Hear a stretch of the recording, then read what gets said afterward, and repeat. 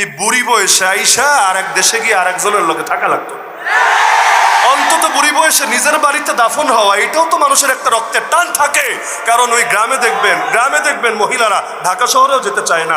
আরে তোর বাপের লাশ আছে যেখানে, এটা ছেড়ে আমি যাব না। এই ভিটে বাড়িতে আমার মরণ হবে, এখান থেকে আমার লাশ বের হবে। সেখানে এই বয়সে আইসা ঘরের মেয়েটা পরের ঘরে গিয়ে কি খাচ্ছে না খাচ্ছে আমাদেরও তো চিন্তা লাগে। এই বয়সে গিয়ে যখন তার খেদমত করতে পারলে আমাদেরও ভালো লাগতো। কিন্তু গেছে তো গেছে, আবার এদিকে যৌতুক নেওয়ার জন্য উঠে পড়ে লেগেছে। এখন এই লাগবে সেই লাগবে, কি এক ফাইজলামে। আরে আমরা নিজেরা ব্যবস্থা করে তুলে দিলে নয়তো যৌতুক দিব কি দিব না এক ফিকির করতাম। গিয়েছে তো পালিয়ে যদি যায়, যৌতুক আবার আশা করে কোন দুঃখে। হ্যাঁ, এখন ওপারে বসে হুমকি ধমকি দিলে কাজ হবে? বাংলাদেশের 3 দিকেই নাকি ওদের বর্ডার, ভালো কথা। এজন্য আমাদেরকে ওদের ভয় কাঁপতে হবে কেন রে ভাই? তোদের সব দিকেও যে আল্লাহ তোদেরকে পরিবেষ্টন করে রেখেছেন, এই কথা তোদের মনে আছে? আলা ইন্নাহু বিকুল্লি শাইইন মুহিত। বিমানের ভয় দেখাবি, তোদের বায়ুসেনাদের ভয় দেখাবি। নামও বড় সুন্দর, বায়ুসেনা শব্দটা শুনলে আমার ওই বায়ুর কথা মনে পড়ে। বায়ু ছাড়তে পালায় যে সেনা, বিমান বাহিনীর দিয়েছে এই নাম। তুই বায়ুসেনা নিয়ে আসবি, কোন আকাশ দিয়ে আসবি? আরে আমার আল্লাহর আরশকে তোর অতিক্রম করতে পারবি না, আরশের নিচেই তো থাকবি। সুতরাং তোদেরকে ভয় পায় কি লাভ? হাসবুনাল্লাহু ওয়া নি'মাল ওয়াকিল, নি'মাল মাওলা ওয়া নি'মাল নাসির। আমাদের 3 দিকে ওরা, তো কি হয়েছে? ওদের অনেক দিকেও আমরা।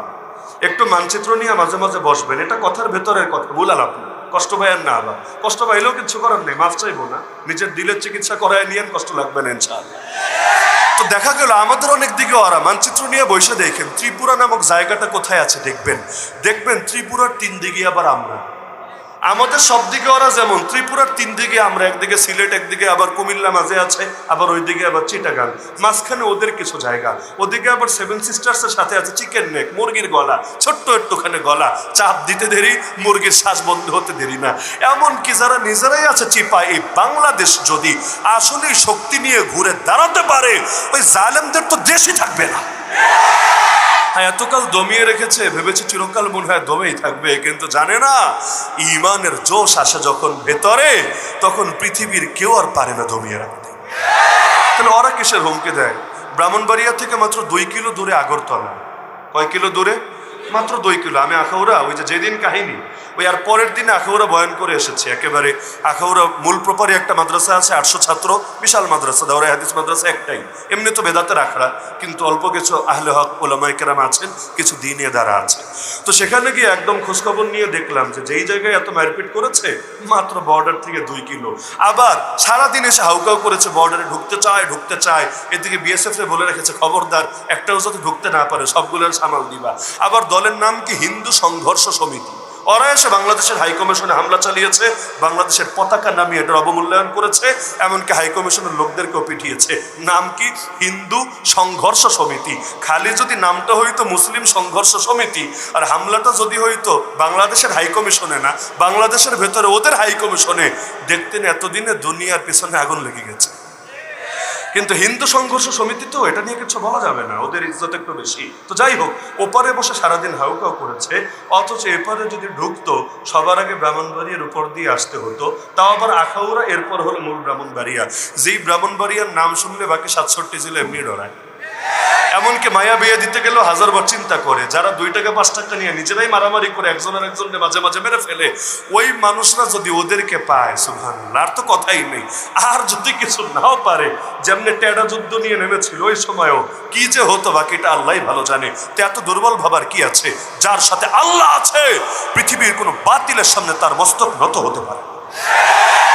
তো এখন ফেরাউন ওই কথা চিন্তা না করে উঠলো তো উঠলো, তাও আবার পুরো বাহিনী নিয়ে উঠলো। গেল তো গেল, মাঝ পর্যন্ত যাওয়ার পর সেতু আর থাকলো না।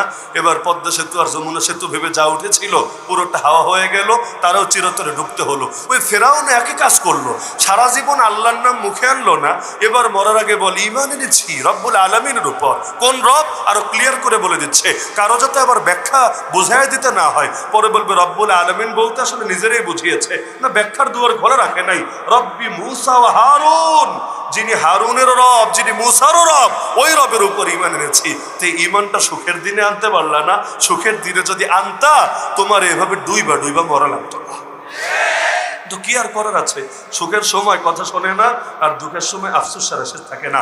তো ওই বলছিলাম মুমিনদের কথা, মুমিনদেরকে সান্ত্বনা দেবে ফেরেশতারা। আরে মন দুর্বল করার কোনো কারণই নাই, জান্নাত অপেক্ষায় আছে তোমাদের, আরে জলদি আসো। এরপর ফেরেশতারা সালাম দিবে তোমাদেরকে, সালামুন আলাইকুম বিমা সাবারতুম। শুধু ফেরেশতারা না, রব্বুল আলামিন নিজে সালাম দিবেন, সালামুন কাওলাম মির রাব্বির রহিম। মানুষ এই রকম হালতে তার মনোবলটা অনেক চাঙ্গা হয়ে যায়। কারাগারে দেখতাম, আলহামদুলিল্লাহ, নাম বলার দরকার নেই যেহেতু কথাটা আমানো, এক আল্লাহর বান্দা আলেম, বড় পেরেশানিতে ছিলেন পারিবারিকভাবে, সব মামলা টামলা সব মিলিয়ে। হঠাৎ করে একদিন দেখলাম মুখ খুব হাসি খুশি। বললাম, একটু জিজ্ঞাসা করলাম যে আসলে কাহিনী কি, কোনো সুসংবাদ টসংবাদ আছে কিনা। বলে না বলে না বলে না, শেষে বলল স্বপ্নে আল্লাহ নবীকে স্বপ্ন দেখেছে।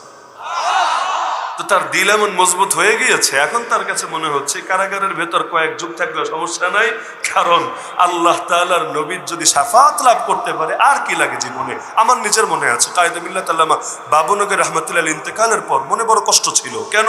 যেহেতু হযরতের সাথে ইসলাহি তাআল্লুক ছিল, তাসাউফের অনেক মেহনত তিনি করিয়েছেন, মাঝপথে এসে তিনি চলে গেলেন, আর আমিও এদিকে কারাগারে বন্দী। এখন কি হবে?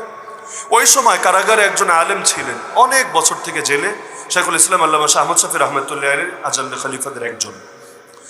তিনি তখন কারাগারে বন্দী। হঠাৎ করে একদিন কথা প্রসঙ্গে বলছে যে হযরত এই তো হালত, এখন তো দিলের মধ্যে অস্থিরতা লাগছে।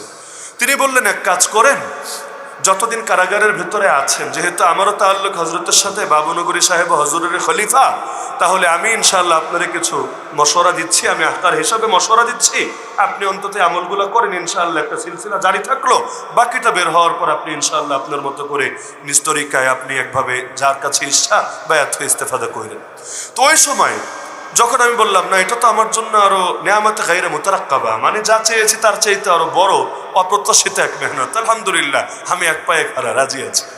তো হযরত প্রথম দিনই কিছু আমল দিলেন, টানা 3 দিনের কিছু আমল দিলেন। এমন জটিল আমল যদি বাইরে অবস্থায় দিত আমার পক্ষে সম্ভবই ছিল না এগুলো করে। দিন রাত 24 ঘন্টার কয়েক ঘন্টা শুধু একটু ঘুম বাদে বাকি সারাদিনই খাটতে হবে।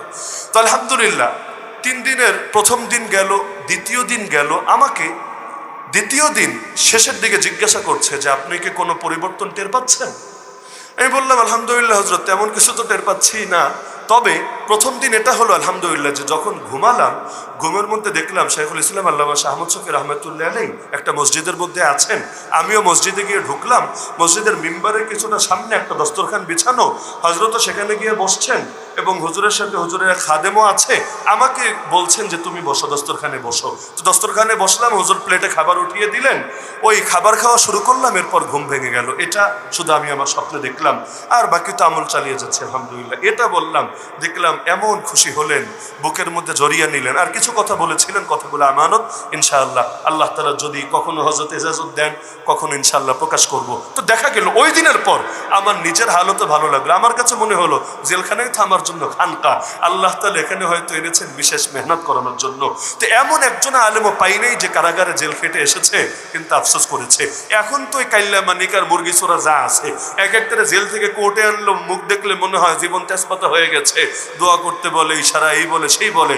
অথচ প্রতিটা আলেম কেউ কেউ এমনও বলেছে যে বাকি সারা জীবন জেলে থাকলে আফসোস ছিল না, কিন্তু এই পরিমাণ আমল করার তৌফিক হয়েছে বাইরে যেটা কল্পনা করাও সম্ভব। তাহলে ওরা যেটা করতে চায় ক্ষতির জন্য, সেটা আরো ভালো হয়েছে।